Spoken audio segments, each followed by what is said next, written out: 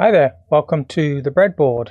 What you're looking at here is a productivity open Arduino compatible controller from AutomationDirect. This has been recently released by them and it goes as part of their productivity open set of controllers and peripherals that allows you full Arduino compatibility in your programming. They have a library that's available you can download from Github, and it fully integrates into the current Arduino IDEs and allows you to program them pretty much the same way as you would an MKR Zero microcontroller.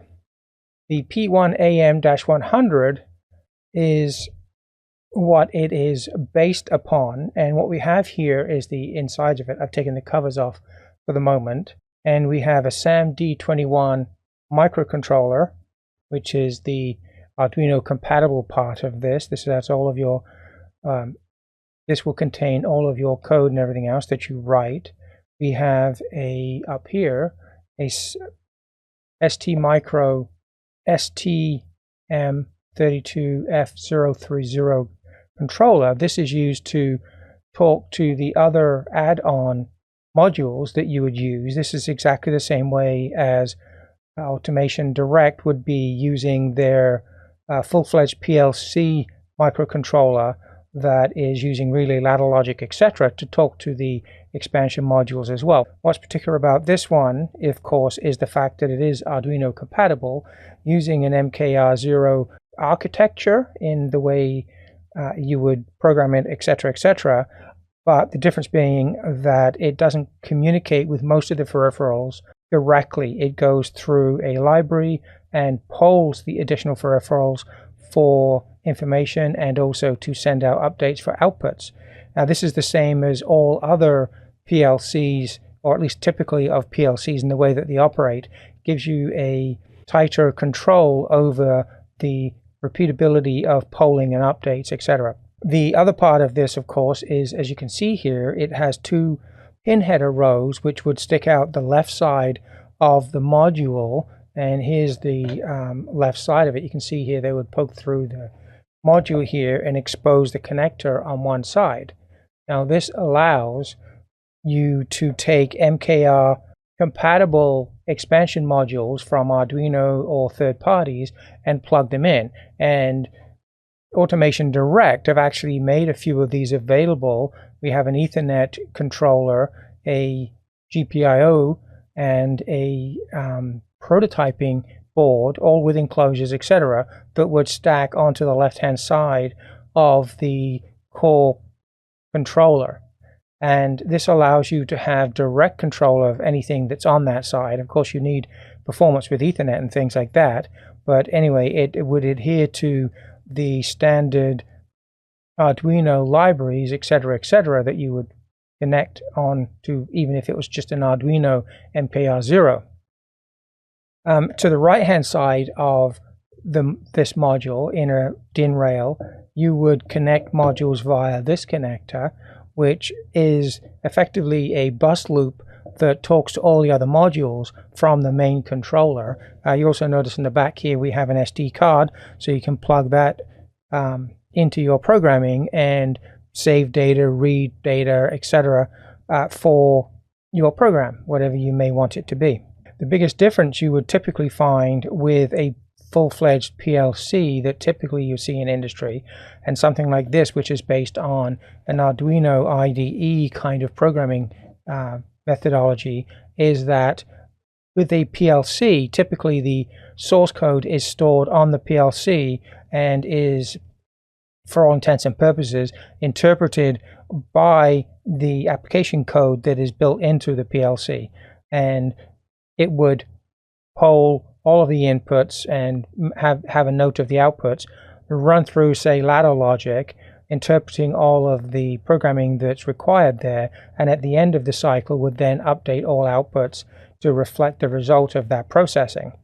With an Arduino compatible environment like this, you would have to write your code completely yourself. The source code is not stored on the controller, and when you run your code, it is directly interacting with the I/O depending on how well you write your code. I guess the biggest key thing about being open source like this and using Arduino IDE / direct C programming is that you can have a lot more flexibility in what you do. So this is the P1AM-100, and I've mentioned a few things already. Some of the other pieces to highlight here is we have some octal buffers up the top here, which looking at this are probably connected to the bus mechanism for communicating with the other peripherals. We have a user switch over here, which you can simply turn on and off. It's a toggle switch. We have a reset button. We have a micro USB connector for programming, etc., just the same as you would have on an MKR Zero or some other controller. And we have a user LED that you can also interface with using your own code.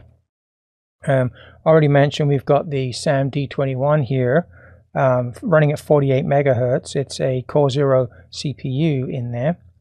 And we have power supply components here. It normally takes 24 volts DC. You wouldn't want to go over the top with the voltage because you don't want to break anything. And we have another connector sitting on top here. This is this black one, which allows it to plug directly into a DIN rail mounted power supply if you didn't want to do any wiring. So it minimizes inter-module wiring for you. So let me put it back into its case, and we'll have a look at the other modules that you can get to integrate and expand out your programming environment for your industrial control. Okay, here is the module put back together. You can see it's all nicely put back into its case. And let's just have a wander around the outside again now that we've got it together. So we have our MKR compatible header on the back here. We've got 4 big holes here, which I'll come to in a moment. This is used for clipping all of these modules together. We have a side power supply connector. We have our 24 volt and ground wiring connector if we so choose to use it. And on this side we have the expansion connector, which you can just unplug that and your next module will plug into it. Now let me just grab another module so you can see what I mean. What I have here is a module that's called a 8-bit simulator, and you can see on the front of this it has some little tabs here sticking out and a lever here. So you put that in and these little tabs click across. So in order to click these together, you would have this pulled out and you would connect these together like this, plugging the connectors in, of course. And then once they're together, you would simply click that in, and now you have these very solidly connected so that when they're on the DIN rail, they don't come apart if you're messing around with switch changes and things like that.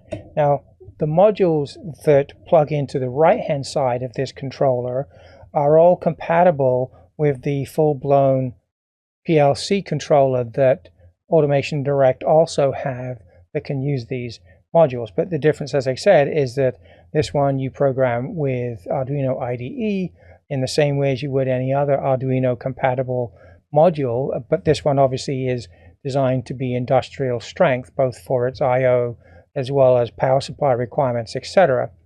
The modules that plug into this side are not using that bus connector, and they connect directly to the processor that's inside. That's the SAM-D21. So here I have a Ethernet module for this, and you can see it has the same connectors on here. Now we'll go through each of these and open them up and have a look at what's inside. And then we have the 4 tabs for locking them together. And on this side we have power connection, and we have the pins, which are the fully MKR compatible pins. So this module internally is going to be using 3.3 volts, etc. And this particular one happens to be an Ethernet module using the WISNet WS5100 Ethernet controller, I believe. We'll verify that when we get to it. And to use these modules, you plug them in on the opposite side. So everything on the right side here would be the PLC type modules compatible, and they use the background bus to poll all of the modules to get their inputs or set their outputs.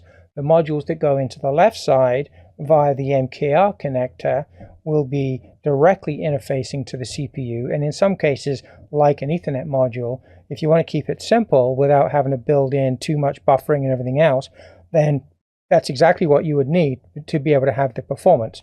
And that, again, you would pull these tabs out, push it together, including making the power connections. Remember, there's the power in. It extends it right through, so they all feed through the modules. You would plug it in.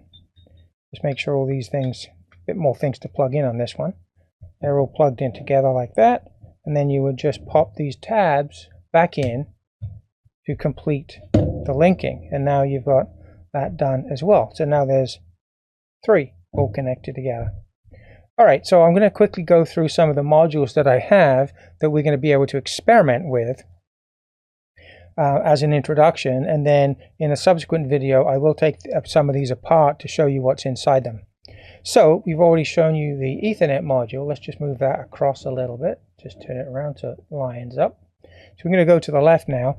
The next module we have is a P1AM-GPIO. This allows you to take the pins directly from the SAM D21 and bring them out to a connector. So you can see here we've got analog, we've got a DAC with digital to analog converter, analog to digital converters basically.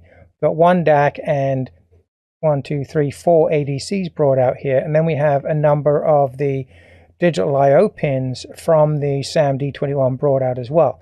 Now the biggest difference that you'll find with this compared to an Arduino is that inside here we will have protective circuitry. Now I have a diagram, I'll put that up so you can see, where it will protect the SAM D21 from any hazardous voltages, probably as much as 24 volt. Even though these are low voltage devices, if you accidentally plugged or just scraped a 24 volt signal onto one of these, the risk of blowing it up has been minimized, because remember, on the right hand side modules, these are going to be isolated as well, as we will see, but on the left hand side these are directly connecting to the controller. So if you did fritz something here accidentally, you could take out the controller as well, the Ethernet module, etc. Right? So same thing applies. You just pull these tabs out on the back here.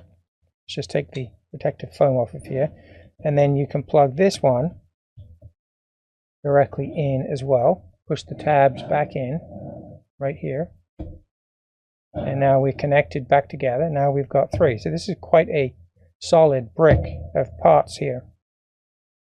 The next module I have to show you is this one, which is a prototyping module. So we've got a PCB in here that you can build your own circuitry on. So maybe you were going to do temperature sensors, humidity, maybe you were going to put a display connector for something, maybe RS485, you name it. There's a lot of different things you could potentially build on here, just down to your imagination. And that, again, the pins are not here at the moment. They're all provided on a separately on in a bag in here. Would just plug in the side the same way, including the power. 2 tabs again, click, pull them out to release the module,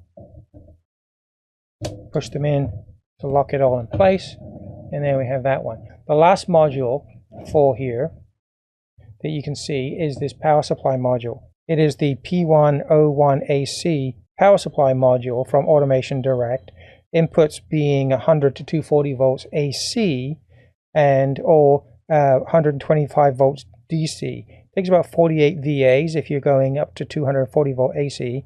125 volts DC is about 20 watts. It's a 20 watt power supply basically. And we have our AC DC input on the top. We have a little jumper for frame ground and ground to be connected.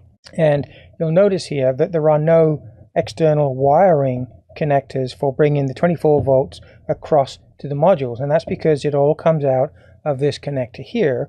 And like the rest of them, you just pull out the tabs and you would connect them together, push the tabs in, and now it is a complete block as well.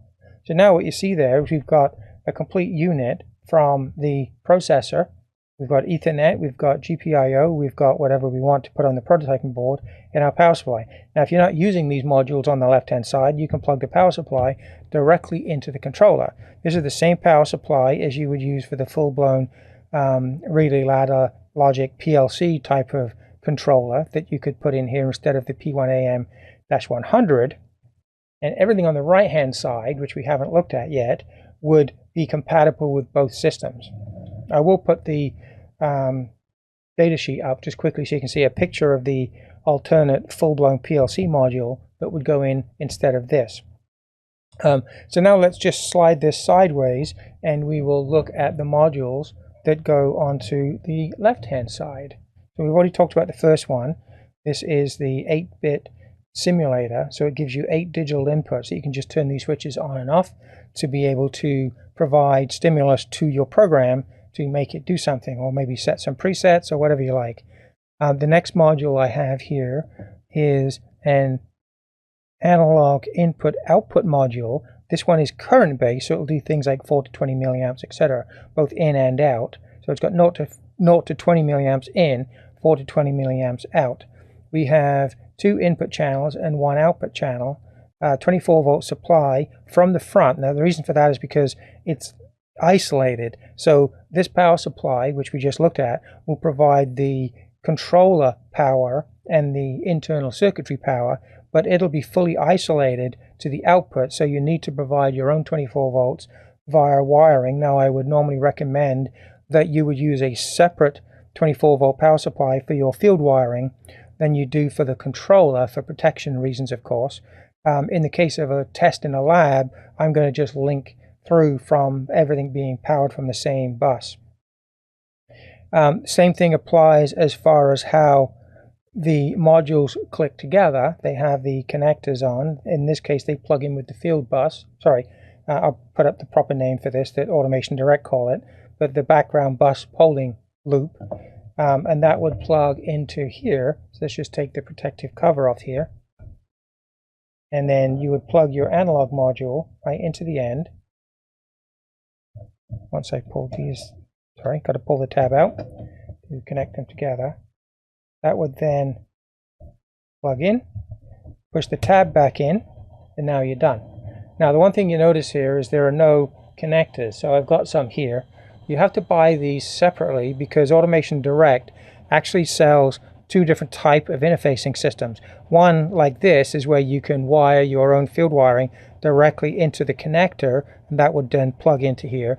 The other one has got a flying set of leads so that you can bring it from here down to a separate DIN rail for your field wiring rather than have to wire directly to here. So you choose at the time you buy this what kind of wiring you want. All right, so yes, when you wire this up, so you would either plug in your standard wiring connector or you would plug in the flying lead. And as I said, you would choose that when you buy the module as to what kind of wiring you want to do. Once it's plugged in and you pull the lid down, of course the screws are hidden so that there is no accidental chance of shorting anything out, and your wiring would come out through the front and off to your field wiring. Now the benefit of this kind of connector, of course, either this one or the flying lead one, is that you can unplug it if there is any need to uninstall your module, plug a new one in, maybe it died for some weird reason, and then you could just plug it back in again and you're all done. Okay, so nice and easy. As I said, this one is a 2 analog input, 1 analog output module. We will be testing all of these in future videos, of course. The next module I have to complement the input output current module is the P1 4ADL2DAL-2. The -2 module differentiates itself in that it is a voltage input and output module rather than a current one. I know some PLC systems you can get one where you can configure one or the other. These are more dedicated to their task, which is perfectly fine. Everything else about this module is pretty much exactly the same. So you just pull the pin out the end, take the protective cover off of here. You would have this on the last module. I can get it out. There we go. And we can now plug this one in. hit the tab, and now that one's locked into place. So far, so good. Next module I have is a P1-15 CDD1. What this is a digital input-output module. It will take 12 to 24 volts DC in, and will also output 3 to 24 volts out. Now, it can do 3 to 24 volts out because you supply your own V plus into the module, and it's just routing it probably through high side MOSFETs or something like that. And you've got a common connection for ground, and then you've got your 7 outputs. Now this only has 7 outputs and it has 8 inputs. The reason for that is because you need the common connection and your V plus, whereas the inputs you've just got a common, and then you've got all of your inputs. I will have to check the specs to see whether they're high side or low side, or it may actually have bidirectional opto-isolators, in which case it probably wouldn't care, but we'll find out when we get to it. Exactly the same thing for connecting this is we have the pin tab that we pull out.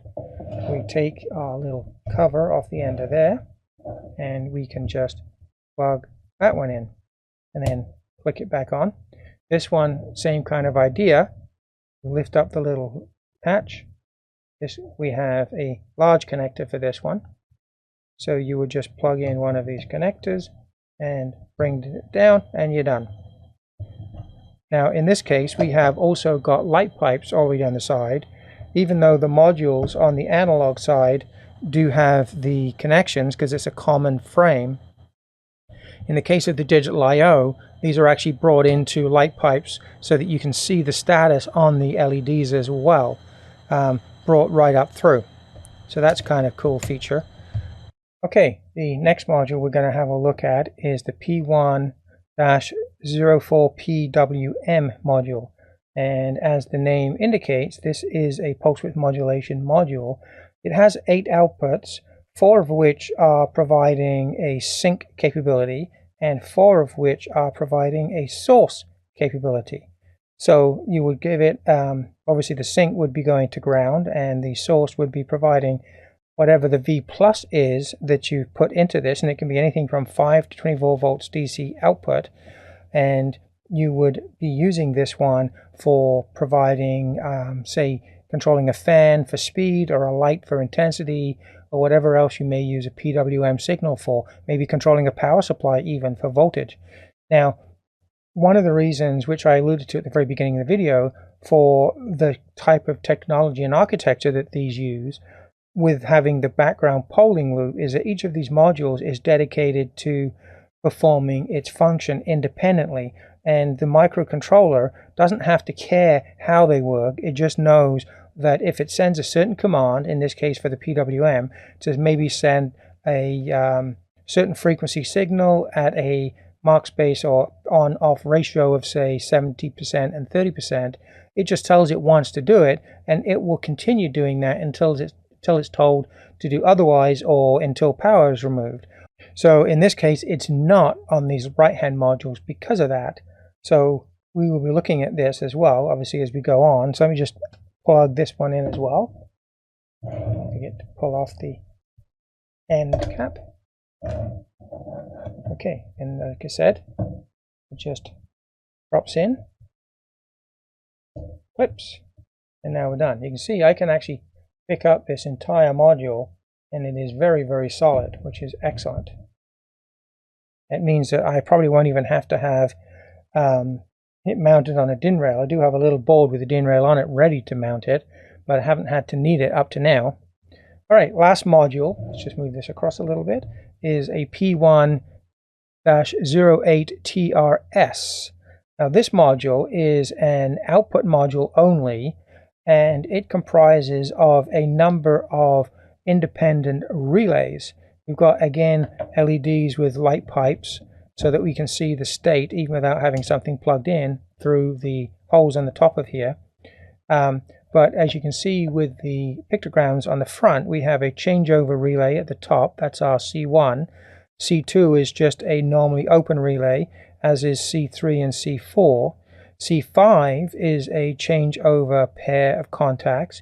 You can tell because you can tell it's changeover when you look at these, and you see that we have a little line through. This is a standard PLC and electrical designation for a normally closed contact, common, and then your normally open contact. And the remaining the remaining output on here are also independent, normally open contacts as well. So the reason I asked that AutomationDirect send me one of these modules is so that we could connect something up that's higher powered. This, because they're all independent relays, would be able to handle AC as well as DC, and even go up as high as potentially a mains voltage or something. The rest of these modules, of course, are not mains capable. They're only 24 volts or less. Everything on the right hand side of the controller, let me just plug this in so we're complete in our set. Okay, all done. So everything on the left hand side here is, sorry, not that one, that's the power supply. These three, they are 3.3 volt capable, but where they do have protection. Obviously an Ethernet is isolated through the transformers as part of the Ethernet physical interface. The GPIO module has built-in circuitry to protect it. I put a picture up before to show you that. Here it is again, just in case you missed it. And obviously the development board, well, that depends on exactly what you do with the development board as far as how much protection it will provide, but I would recommend providing some if you're having external field wiring connections to it.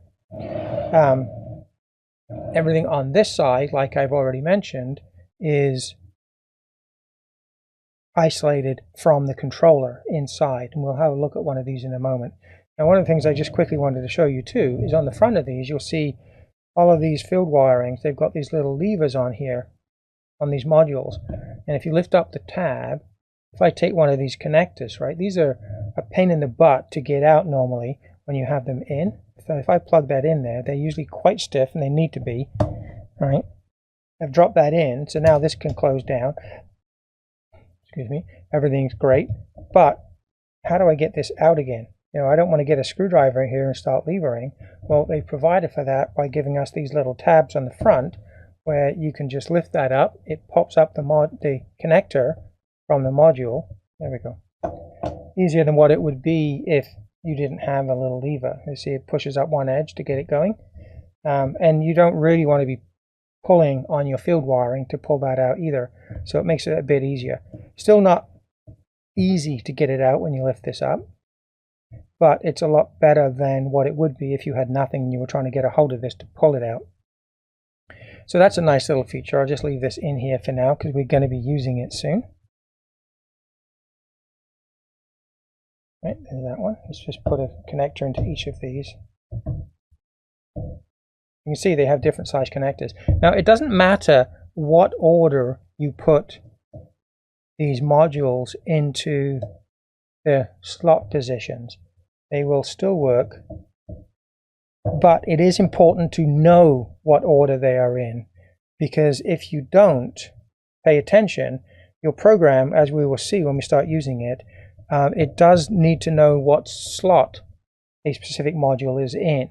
So it doesn't matter what order you put them in from a physical perspective, but you need to tell your program what module is where. Now, we can interrogate them, but obviously when you start to output to a particular module to do a particular piece of functionality, you need to tell it any specific nuances of that module, so that you can set up its functionality. We'll get into more of that when we start looking at the programming of it. So if we just get these connectors all put in, just so that they're out the way. So that completes all of the modules I have. Now, AutomationDirect do have more modules available. I've just got a reasonable selection so that I can show you how it's all nicely working. Now, if you look at the front of these standard modules too, you'll see that there are some barcodes. This will take you directly to online manual pages and things if you scan it with a phone or something like that. So next thing to do, I think, is to power it up. I'm going to isolate the processor module on its own just for the moment. I'm going to power this up and we'll do this standard blink test. We have a user LED here and we have the switch, so I'm going to make it do a little blink on here, and then we'll make it maybe change speed based on the switch position or something like that, just to show you that it is fully Arduino compatible. And then we'll call this video, and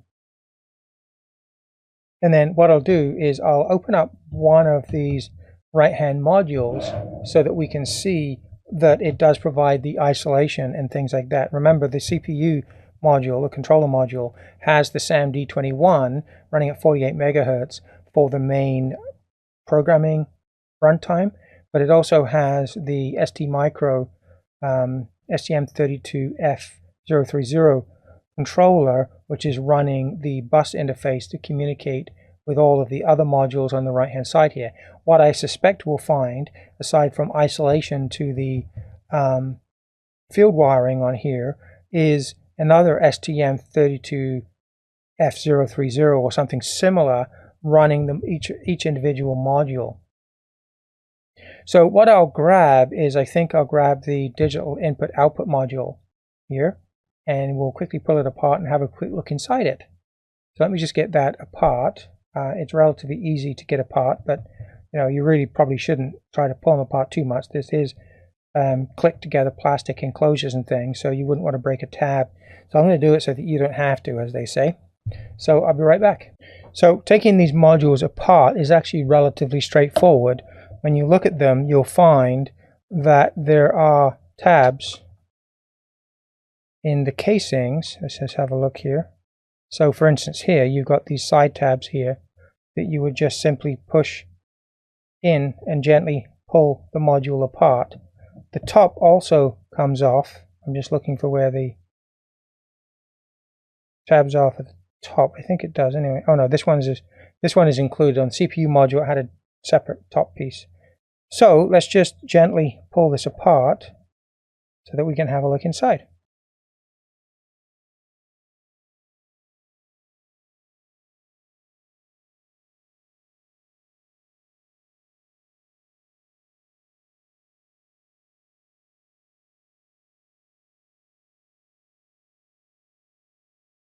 A view there. We have our locking mechanism, a little lever. We put that aside. Here is our I/O module. We'll just pull that out of the board. We have a whole row of LEDs along this side, on the back side of the board. You can see a very nice isolation barrier here. Okay, now coming down. So it looks like these LEDs are probably driven by the core logic, just based on the fact that the ground is running right around to the backplane connector. On the front here, we can see a set of modules here. So we've got some large isolation. These are going to be digital isolators, I would guess. We also have some more digital isolators here, and we have a row of diodes. So the outputs look like they have diode protection. Okay, I've had a chance to check out what the chips are we have on here, and it is quite interesting.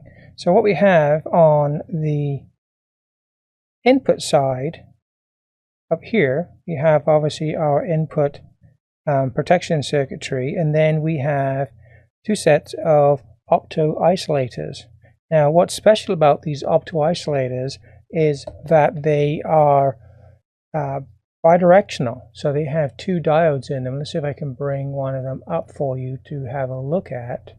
You can see here, this is the pin configuration. You have two light emitting diodes, and they're connected in inverse parallel. That way you can either have a common ground, a common plus with this configuration, and it will still work just happily, which is rather cool. Gives you more flexibility in your operation. So let's go back to the panel. There we go. And the next thing we have here, so that's these two items here. These are the bidirectional, and that makes up our 1, 2, 3, 4, 5, 6, 7, 8 input channels. And bidirectional. We then have our, obviously that's providing our isolation as well. And then we have our two, now these are just Schmidt trigger buffers. That way, because obviously opto isolators aren't digital, they're analog, and as depending on what current you're passing in, you want to make a clean switch into the microprocessor for when it wants to read it. You don't want it flopping around in no man's land. Okay, so continuing going through here, on the right hand side we have our digital output circuitry. We have a smaller SD micro controller for some reason, not sure what its functionality is yet. We have a quad buffer in here. We then have two opto-isolators going out. These are not bidirectional, they don't need to be. We then have 4 dual MOSFET packages driving the outputs. And I believe this is a high side only output on these MOSFETs. We have a common, we have a 24 volt supply coming in. If you look at the connector here for the outputs, oops, I got it upside down. We have our common, we have our 7 outputs, and then we have a V+.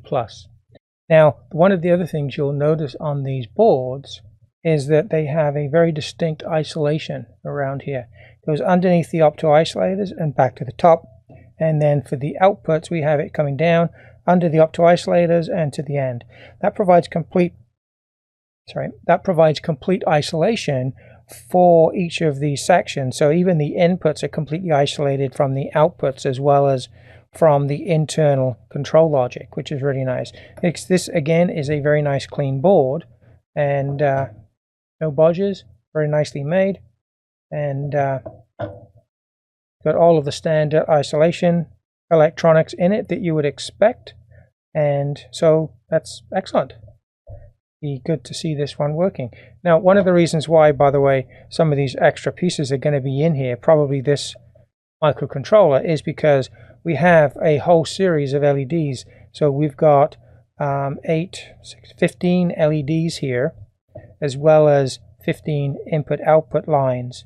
So they're probably going to be driven, I would imagine, separately, so that there are no issues. And maybe that's what this other microcontroller is doing, or something like that. That's just a guess, because I can't see a whole bunch of vias going through from over here to these components. They may be, but I don't have a schematic. So anyway, that might explain why they have the extra controller in here, just so that it can drive the LEDs and things. It may also be that as a common piece of circuitry here, if this was a counter module, for instance, as an input, it might be able to maintain the counter and everything else, and then this one would handle the communications through the bus to the main controller. Anyway, that's just speculation, so don't take my word for it. But as you can see, very well put together digital input-output module, and I expect that the rest of these modules are going to be similar. I'm not going to pull them apart in this video. I just wanted to show you how one of those modules is put together. I will put up a diagram right now which will show you the GPIO module, or an example of the protection circuit that it's using for that as well. But I guess the next thing we want to do right now is put this back together and just do a sample program, just to show you how easy it is to program it. Alright, so let me just stop this, get things put back together, get some wiring hooked up, and we will test out the main controller first, and then we'll expand our testing in other videos to include the I/O modules.